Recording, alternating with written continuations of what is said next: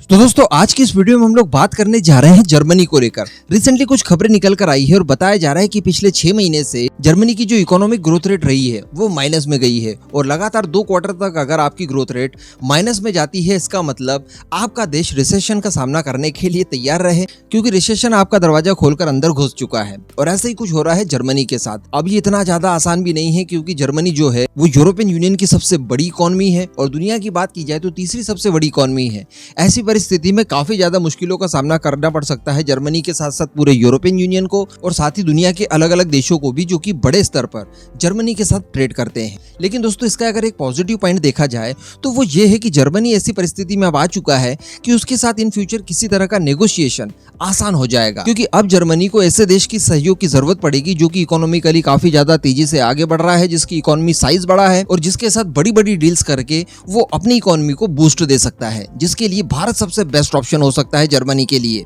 और पिछले कुछ समय से हम लोग लगातार देख पा रहे हैं कि जर्मनी का जो डिफेंस का व्यापार है ये काफी ज्यादा पिछड़ा है, क्योंकि फ्रांस, अमेरिका इस तरह के देशों ने जर्मनी का नाम खत्म करने की लगभग कोशिश की है एक तरह से। अब हम सभी जानते हैं कि प्रोजेक्ट 75I के लिए हम लोग जर्मनी के साथ सबमरीन्स को लेकर एक डील करना चाहते हैं। ये वही डील है जिसमें भारत ने कई सारी शर्तें रखी हुई है और जिसमें AIP सिस्टम हम लोग चाहते हैं जो कि सी प्रूवन हो। इसके अलावा हम लोग ये भी जानते हैं कि इस कंपटीशन में एक एक करके सारे देश बाहर हो चुके हैं, जिसमें फ्रांस और रशिया 2 सबसे बड़े नाम आते हैं। केवल साउथ कोरिया अभी तक टिका हुआ है और जर्मनी भी काफी पहले बाहर हो गया था।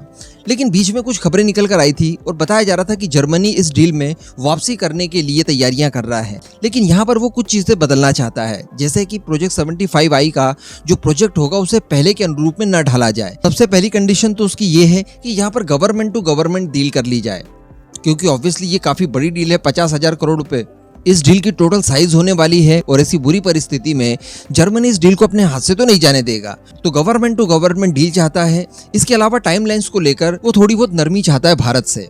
इसके अलावा वो ये भी चाहता है कि इस प्रोजेक्ट को जल्द से जल्द पूरा कर दिया जाए। इसके लिए ज़रूरी ये होगा कि इंडिजिनस जो भारत ने पार्ट्स बनाए हैं उनका इस्तेमाल इसमें ना किया जाए, जो जर्मनी द्वारा तैयार किए गए हैं उनका ही इंटीग्रेशन करके जल्द से जल्द इन सबमरीन्स को तैयार कर दिया जाए।